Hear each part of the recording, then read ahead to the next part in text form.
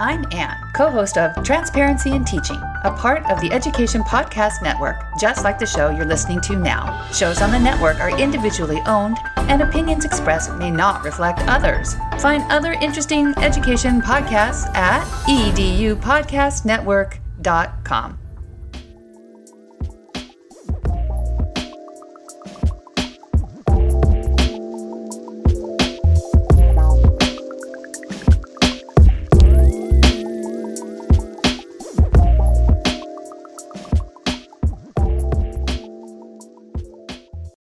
Hello, everybody, and welcome to another great episode of My EdTech Life. I am excited to be here with you today, as always, bringing you terrific guests, terrific conversations, terrific topics.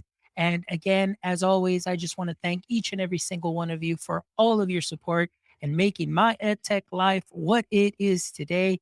Thank you all for checking out our shows. Thank you all for viewing our YouTube channel, just sending your reviews and things of that sort. We I really appreciate it.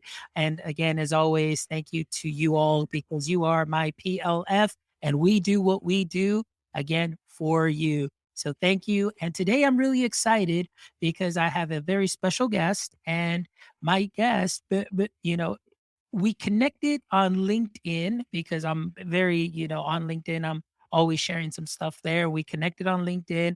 I was just letting you know today. I just found out she had Twitter today. So I immediately followed her on Twitter. So I'm just really excited to have connected with a wonderful educator who's doing some great things and very interesting position that she is in her school district. And of course, we're going to be talking about her love of science and STEM, but also she is very innovative with PD. So I'm really excited to welcome to our show Coral Zayas. So, Coral Zayas, thank you so much for being here with us today. How are you this evening? I'm doing so well, Fonz. Thank you so much for having me tonight. Oh, well, I'm excited to chat. I mean, like I said, we met on LinkedIn, just, hey, let's follow each other, or we followed each other just because we were kind of in that same circle of comments, posting, and things of that sort. And then I was like, hey, you know what? I see that you're posting a lot on LinkedIn and some of the stuff that you're doing. I was like, man, this is great. And then I started viewing your profile. I was like, yes, couple of my favorite things here for sure. STEM, when I saw that, I was like, all right, definitely STEM and, the PD component that you do. And I said, I definitely have to get Coral on the show. So I'm excited that we get to have a nice conversation today. But Coral, before we get into our conversation, as always, there may be some viewers that are watching the show either for the first time or getting to know you for the first time. They haven't connected with you or are not familiar with your work. So if you can give us a brief introduction and maybe share a little bit of your context in education. Sure, I'd love to. I'm originally from Puerto Rico. I was born in Puerto Rico, but I was raised here in Texas. I did most of my education here until I went to college. So I got to explore a few other states and lived abroad for a little while before I came back. I like to say that I've been informally in education since I was 12, kind of the age group I like to teach. I started tutoring at a local library when I was 12. My mom encouraged me to do that, and I have been in education in one role or another since. Formally in education for about 13 years now. I've worked in both K-12 and higher education, taught from fourth through college, and pretty much every subject under the sun since then. I've just kind of found my wheelhouse in STEM in the last probably 5 years or so. I've been using tech in education since I started as a teacher in 2009. And it's just kind of all the worlds kind of meshed together in the last few years. So that's kind of what brought me to the position that I'm in today. Wow, that is wonderful. That is so great to hear. And I mean, just, it's interesting that I had a guest a while back. I think it was last week or the week before. Also, very similar story in the sense that tutoring from very young, providing that and just going straight into education. And so that's wonderful to hear that story. So obviously, it was something that you were dead set on, like, hey, this is what I want to do, and this is what I'm going to follow and pursue. So that's great.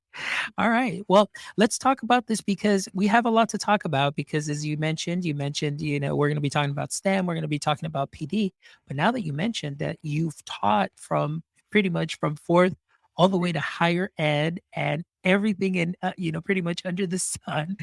I definitely want to get some perspective on that and just the seeing things through a different lens, from elementary and higher ed. But first of all, let's go ahead and kind of build that up and then we'll get into the STEM component. But some of the things that I'm passionate about are really finding a connection between what we're currently doing now, the technology that we're seeing now, and the future of learning and the future of work.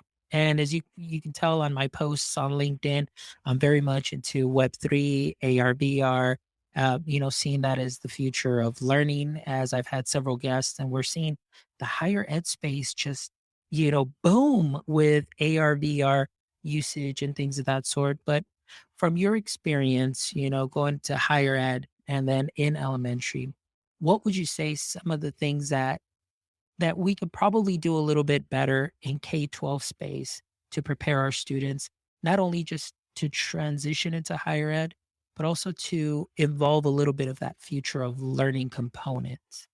I love that. That's actually where I started. So I started in higher ed and I'm a first gen student. So I started in college working with first gen students in high school. And so I was doing that college access, college prep kind of mentality in those first few years that I was in education and really kind of helping them transition between high school and college, understanding that route, especially for all my fellow first gens. Like we didn't get that kind of content in high school, right? We learned all of the main subject areas, but nobody taught us the ropes of how do we even get to college and how can we be successful in college. So that's kind of where I started. And so I've always been really interested in like connecting what's happening in the education space with industry. Like I've looked at trends of what's hot in the newest jobs and in the next 10 years for years. And I tried to support students in that. That's actually when I started advising like math and science specifically. Like if you're liking math and science, these are options. Because I was one of those students. I thought that I was going to be a doctor growing up and I got talked out of it months before senior year started in high school. And I had no other idea what else I could do with those passions. Nobody talked to me about what other options I landed in. So it's funny that you thought that I just started in education, but my first degree is actually in international relations. I did my research in education abroad. And so it just like looking at that idea of connecting what's happening in the classroom with what's happening in what we say the real world, right? In industry. So I'm really interested in the CTE space and how are we doing college and technology education for students and creating those pathways from a young age so that they're learning about what's truly out there, whether it's the Web3, the AR, VR, which I'm also really interested in, and just making sure that they are getting exposure to that young. Because we know that at certain schools, they're coding in kindergarten, yet we go to other schools and they don't have a single coding class until they're in middle school. So already there, we're seeing a massive discrepancy in what kids are getting access to and the opportunities that they're being given from a young age. So I think really looking at those pathways and seeing, okay, if our jobs are focusing on AI, Web3, AR, and VR right now, why are we not having those kinds of classes in our high schools? And the ones that are, they're the ones that are considered the innovative schools, right? They're the ones that are already bringing that in. That shouldn't be just in our innovative spaces. That should be happening in all of our spaces so that our kids are able to see what is out there and already getting prepared for that. Oh, I love it. Like you just like, yes, I am excited because this is something that I'm truly passionate about. And you mentioned something that's very important. Also, like you said, really those paths and CTE is something that is a great opportunity for a lot of students to be able to get exposed to those skills. However, like you said, sometimes it's access, sometimes it's really the programs. How can we, take those programs to the next level? And some of the things that I've noticed is with a friend of mine, he works for a school district, neighboring school district, and the amount of work that he puts into building the relationships with industry, and he's really forward thinking and looking like you mentioned yourself, looking at what is out there right now and the trends and see how we can bring a little bit of that or at least those skills that are transferable to our students now, because oftentimes what I see is that programs stick to the basics, which are, usually it's going to be like floral design, or they're going to be doing, beauty. They're going to be doing, and usually it's a program which we are already oversaturated with in our area, and then you start seeing those numbers dwindle. And I think it's something that's very important that we're missing out on that component and that piece, because the right now industry is looking for people that are innovative, creative, forward thinkers. They've got those soft skills. And a lot of students are yearning for something like this. But I was talking to my guests last night, and we did talk a little bit of how just the standardization of learning because of the standardized tests, that now you're taking a piece of technology that is meant to help harness creativity, build some of these skills, the collaboration, critical thinking, and all those components that go into STEM, but they're trying to even standardize that that piece of tech to just really build the skills for A, B, C, D, E. And I'm like, "Oh, it just breaks my heart. It really does." Yeah. And, Sure. like More. yeah, you mentioned too, it's just that, and having that equitable access to the tools, to the coding tools, the coding curriculum, and things of that sort. That's something that's definitely very important. So on your end, and currently working in your position, what are some of the ways that maybe you're taking this passion that you have right now and kind of bringing it to teachers and kind of just bringing a little bit of light to what is out there? In a few ways. So something that's really unique in my district is we have we call them ISSs, so instructional support specialists. So I am one in the science team. However, we have STEM specialists as well. So what I love is that we actually get to collaborate in that sense and work with the STEM specialists so that students are getting exposure to STEM in science class and students are getting to go to STEM class and experience kind of those other things that you were talking about, right? Those soft skills, engaging them in some of those engineering ideas and things like that. So we're already meshing them cross curricular. And that's one thing I'm really excited about and hopeful for is that even in Texas, the TEKs are transitioning in the next 2 years. And so those science TEKs are going to incorporate more of the STEM in the science classroom. And so that's one of those key and those equity issues is that exposure is going to be happening in their core classes. We're not going to have to be waiting until we're in middle school to take some of these types of electives. They're going to see it early on. So I think that that's one piece for sure. Just that collaboration and having those types of roles that are letting us connect the dots for kids and giving them exposure to different things. I think that that's one way. But then, so for example, I really like the AR, the VR, and the AI in education. So what I would always pilot them. So whether it was ISTE's AI program, try to pilot that in the classroom. And so now being in a different role, not being the classroom teacher myself, now I get the opportunity to encourage teachers to be the pilot testers and say, hey, I have these merge cubes. We're studying the solar system. There's an incredible lesson on the solar system with the merge cube. Why don't we try that? So it's starting to, share the passion that I have with other teachers and giving them the tools to do that. Cause sometimes they don't know anything about it, but even just encouraging them, hey, I have some resources that we can use. Why don't we try this and see how it goes? Just, pushing everybody a little bit past their comfort zone into their growth zone, being willing to try something new. And that's great. And I love the way that you said that, and, pushing everybody out of their comfort zone into a growth zone. And that's something that's very important. And I mean, one thing that was very noticeable, obviously, pandemic hit, everybody went virtual. So now teachers actually had to get out of their comfort zone because now they're at home and, oh my gosh, how do I do this online? And getting familiar with Google Meet, getting familiar with Zoom or Teams, whatever the platform was, and be able to provide instruction. And of course, it's very different to from being in brick and mortar and being in front of your students, obviously, because one of the things is now you are a guest in your students' homes, in the sense of, they may not want to turn a camera on because of things that are happening. So you're having to get out of your comfort zone. A lot of teachers were thriving, a lot of teachers were and then there were some that needed that additional help. But one thing that I did notice was that the teachers, they develop these skills that unknowingly now, even though we came back to brick and mortar, they did come back to a sense of comfort zone and comfort level because the copy machine is going like crazy, and even though we have the tech, but then there are those that just kind of found a new a way of doing things, a more innovative way of doing things. And I'm talking about veteran teachers that were, no, I'm never going to use tech. And now they are just like, man, this made my job so much easier because now I have the tools. So that's something that's very important. And I'm glad that you do that because we do have those pocket of innovators in our schools that can also serve as that extension for what we're trying to do. So that's something that's very important. And obviously creating that safe space for them too and taking that risk that it's okay if it doesn't quite work out because tech happens. Sometimes you just, and like I always tell all the teachers that I work with, it's like, hey, tech happens, just get clicky with it. It's not going to break. Everything's going to be fine. You just click refresh or click back and you're good to go. So that's something that's great and important.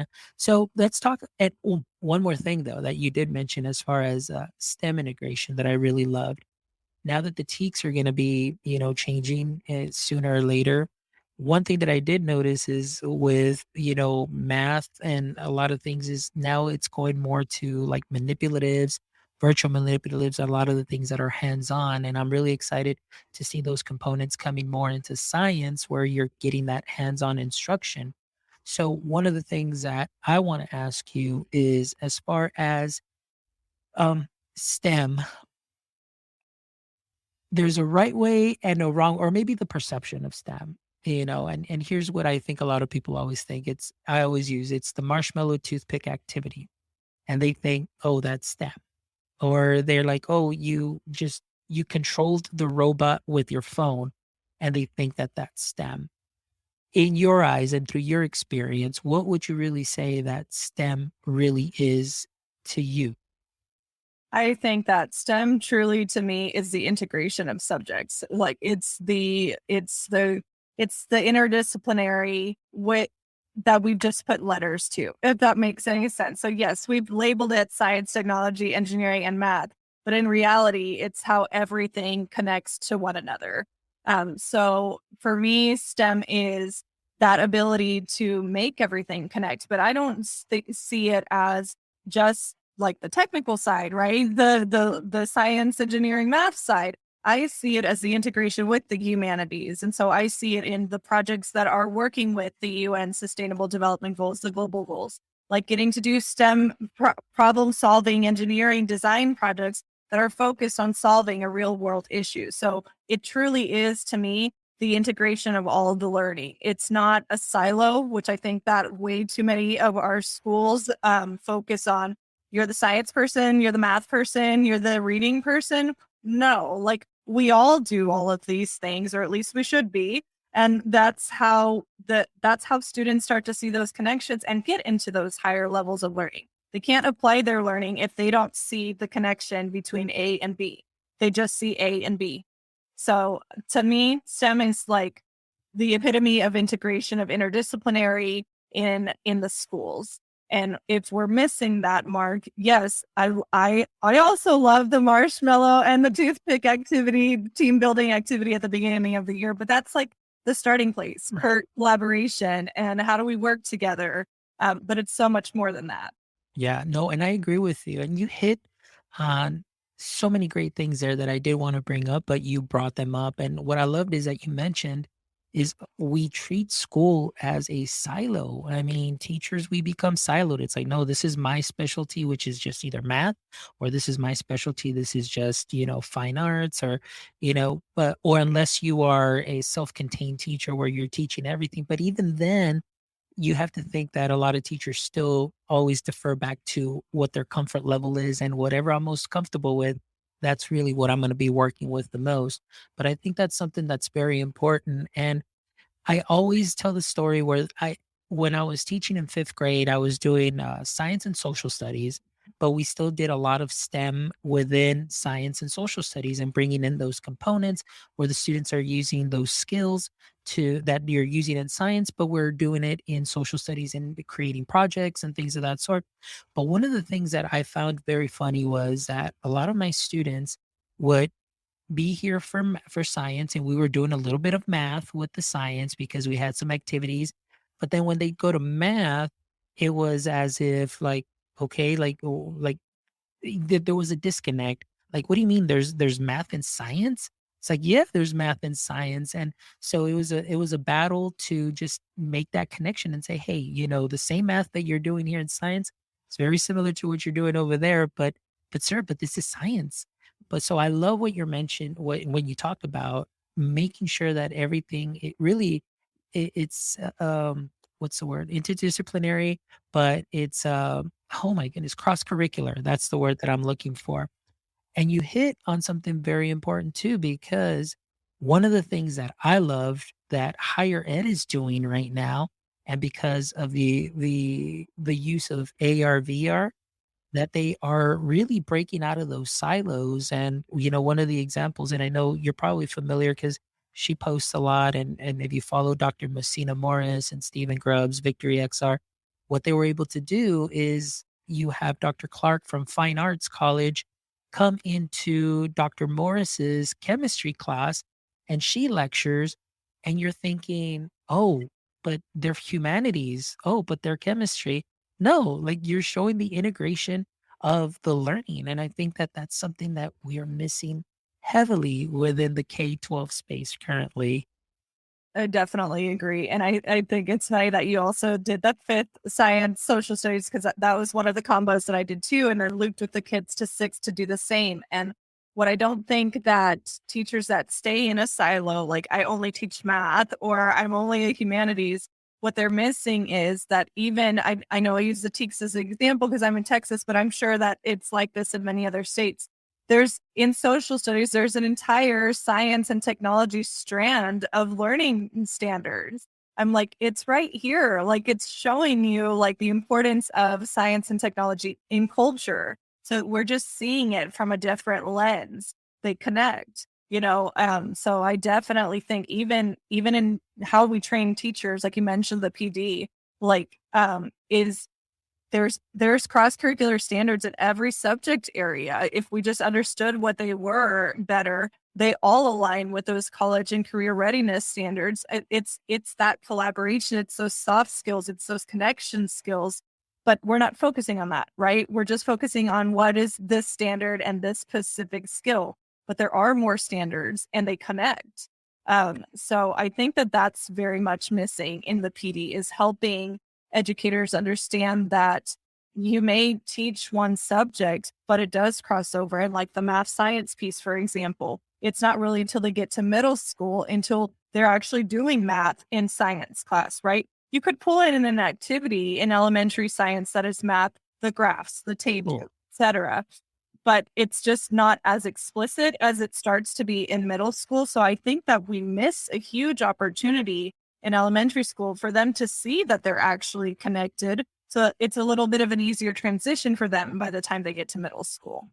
Oh, I agree. And that's something that's very, very important. And, going back to my days as a fifth grade teacher, it was really bringing in the tech. And, one of my favorite activities that we did with the kiddos was we were creating, the solar system using scratch coding. And then we would bring out the makey kits and things of that sort. And so those students, were able to get something tactile. They were creating, they were being innovative, but at the same time, they were still meeting that rubric that was, here you go. And it was really like, I just learned now that term is like, here's your sandbox. Just don't get out of this, but these are the expectations. And they were just able to create. And that's something that I think we're missing out a lot in the classrooms due to, of course, we just got done with testing season. And right now, the whole world, or at least all of Texas, is just standardized testing. We're doing our HB 4545 everywhere and all of that. And I'm thinking, like, this is draining the kids, and it's taking away that creative component because now it's like, seems like it's drill, drill, drill, drill, drill. And so we definitely could do a lot better for sure in And I that think, sense. sorry to interrupt you, but I think that it's not just curbing the creativity of students. I think it's curbing the creativity of the educators. Like, Yeah. I really, truly believe that educating is an art form and the best teachers are artists. And Like when we bring in constant scripted curriculums, you must follow lockstep, boom, boom, boom.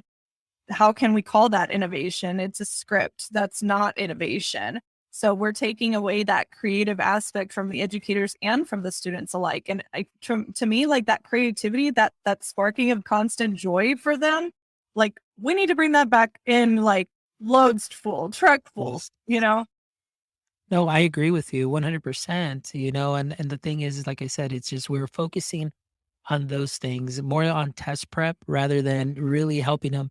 And I think for myself, and I'm one of those, and maybe I, I like to, I'll do the teak, but I'm going to show you different ways. And again, that's my sandbox, and I'm going to kick sand everywhere. But the students are going to learn that in multiple modalities and just getting very creative and learning from them. And again, one of the things that we talked about with another guest that we had is, and she did a kind of like a little survey when she was teaching high school.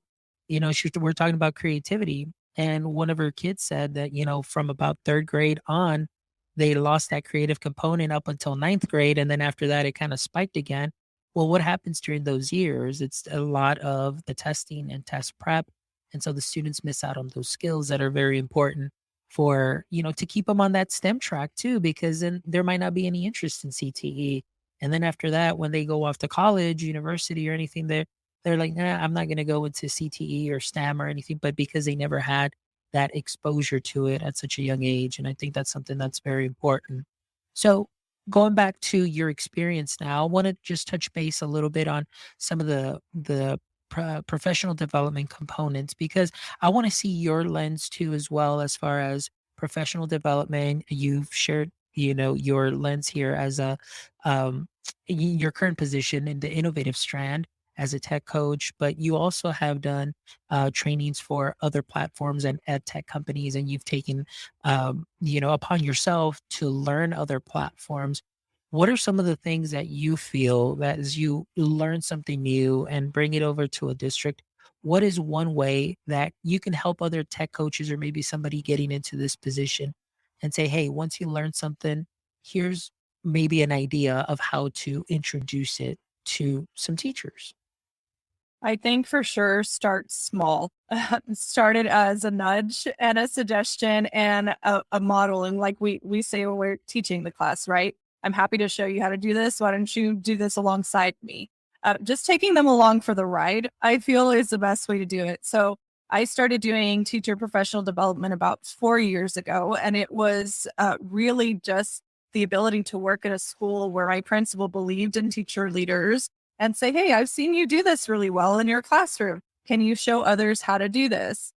So I think it really starts with just that and a willingness to like come to the table and collaborate and show others what you're interested in and passionate about. So I think that it's funny. Most of my PD experience has all been in the tech space, but that's not what my like day-to-day role is. Right. But I think that just the nudge is important, being willing to model.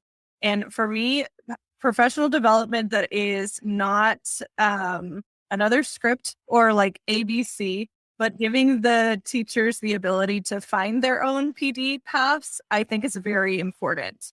I don't think that everyone needs the same level of professional development. I do not think that a brand new teacher needs the same training that a 5-year or 10-year teacher veteran does at all. I think they need very different things. Number one. Number two, everybody has different passion areas. And so, like you mentioned, like for me, for example, I started looking for stuff. I was very interested in different things, especially in the tech space. And that wasn't in my PDs in any of my districts ever.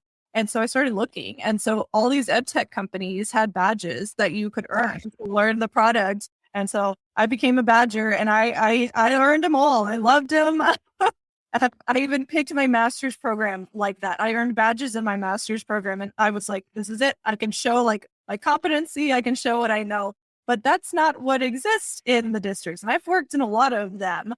So I just think like we're encouraged to differentiate our instruction for our students, yet there's not differentiation of professional development for educators.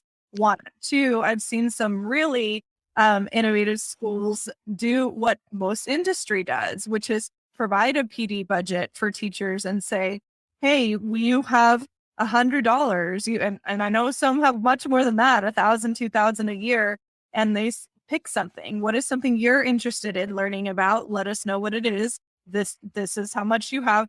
Well, you can use this money to, further your own growth. I think things like that would be really, really important. But even just asking the teachers, what do you want to learn about? Instead of like creating the PD plan for the entire year, how many teachers did you ask? What were the topics that they wanted to learn about? Or where are their struggles that they're trying to find solutions to meet the needs in their classroom? So little things like that, whether you are providing the actual professional development or you're creating the system of providing professional development, I think are really, really important. Those minor changes, I think, would make huge differences for educators. And then, of course, in turn, their students.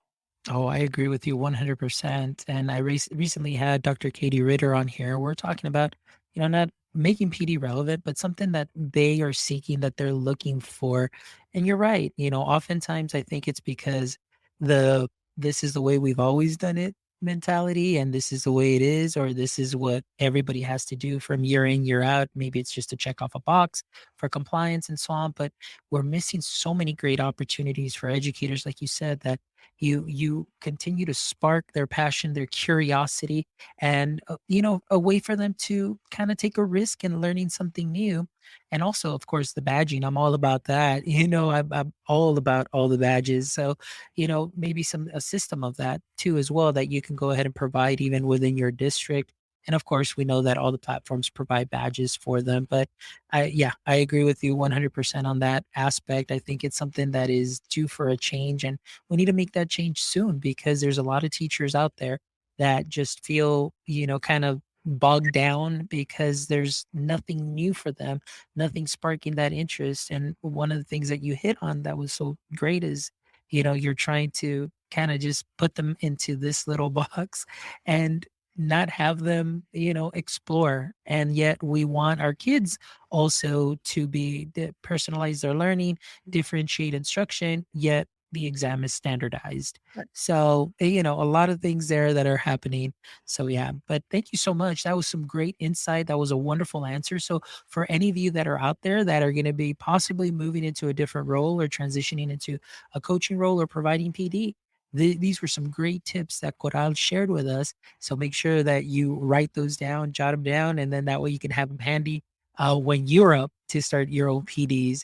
Well, Coral, thank you so much for, this conversation. I really appreciate your passion. And I mean, we can continue talking about this forever. So we might even need to bring you back for a second episode so we can just really focus more on that STEM component and things of that sort. But I've had a pleasure speaking with you about your current role as a science instructional support specialist, doing the innovative strand within your district. I really love the way you highlighted those points for providing PD, and just your view on STEM is something so refreshing. And I'm sure that our audience is definitely going to take some knowledge nuggets from those as they re listen to this episode, or those that are watching live right now. But Coral, before we wrap up, here's my favorite part too. Yeah, I think Josh said it right here. Josh is right here, and he's like, kryptonite time. So Josh knows the format of the show. Hey, Mel's dropping by. She's joining us all the way from Colombia. So Mel, thank you so much for dropping by. All right, Coral. So here are the last three questions that I always love to end all episodes with. So question number one: as you see the current state of education, and maybe through your experience this year, coming back into the classrooms and coming back to the buildings, what would you say is your current edu kryptonite? This was really hard to pick just one, so I'm gonna give you two. All right. For me, for sure, especially with another reminder this week, school safety and student and teacher educator whole building mental health is definitely my topic. It has been for several years. I helped work on some bills with a fellowship a few years ago to make some changes for that across the state of Texas, but that is front and center for me many times, especially just educator resilience. And this is not an easy role to be in these days, and just making sure that our educators are just as strong as we're trying to build our students. That's one. And then for sure, the equity piece is the reason that I became an educator. It is the reason I stay an educator.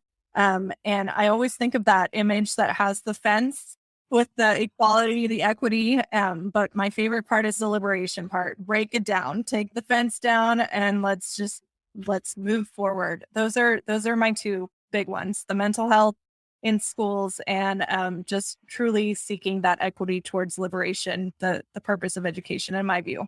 Awesome. Thank you so much. That's a great, great answer. All right. Question number two. If you can have a billboard with anything on it, what would it be and why? This was definitely the hardest answer, and it's probably not the most creative one, but peace, joy, education is the one that I thought of today. I love it. Peace, joy, education. I love it because we definitely need some peace in this world. Joy is definitely something that is not or should not be temporary because happiness can come temporary, but just be, "Hey, I'm happy because I got a new iPhone." But joy is something that is in you and it's something that's there, so that's definitely something great. And of course, education. Love it. All right. And the last question. Coral, if you were to ever start a podcast, which I think you should because you definitely are well versed in STEM and you have a great passion for this topic. So let's say that this was the Coral Zayas show. That maybe we'll call it the I don't know the STEM podcast, or I don't know. We'll think about a name later as we get you encouraged to start your own podcast. But if I was a guest on your show, what would be one question you'd like to ask me? So, as a fellow Latino educator, my question for you would be: you're on your way to being part of the 1% of Latinos who hold a doctorate degree. What encouragement do you have for fellow Latinos who also hope to follow that path someday? Oh, my encouragement to them is just do it. Just do it. Just do it. Don't doubt yourself. Do not let imposter syndrome get in the way. Don't let anyone tell you that you can't. And if they do, just use that as kind of just a little chip on your shoulder as motivation. Don't let it build a root of bitterness in your heart, because if we do that, I mean, imagine for every time that somebody came against us and we just, grow that bitterness within us, that it's not good. Just use it as a little chip to motivate you and do it. And you can show the world that, hey, no matter where it is that I came from, no matter my background, as everybody's background could be very different, as myself being a first generation, high school student for high school graduate, first generation, college graduated, first generation, master's graduate, and now hopefully in 2 years, first generation, doctor. Just do it. Do it, because we need people from all sorts of nationalities and backgrounds to be educated so we can prepare the future leaders of tomorrow and give them the opportunities that maybe we saw weren't afforded to us, or the things that we had to overcome. Like Coral, you mentioned, we can be those people that knock that fence down. We could be those fence knocker downs or knocker downers. You know what I mean there. But yeah, just do it. And but thank you for that question. It really kind of it really hit right now, and there's a lot of things going on in my mind right now because of that question. But yeah, just do it. Don't let anybody get in your way. But thank you so much, Coral. Great question. You need to hit record one of these days and start your own podcast. That'd be great. Coral, thank you so much. It has been an honor. It's been a pleasure. I am very thankful that I had the opportunity to connect with you, through LinkedIn. Now we're connected on Twitter. And then of course, viewers, listeners will be able to connect with you on LinkedIn. They'll be able to connect with you on Twitter as well. And also, please make sure that you visit Coral's website as well, as she has a lot of great information there, a lot of the great work that she's doing, and connect with her because she definitely has a lot of experience in the ed tech coaching.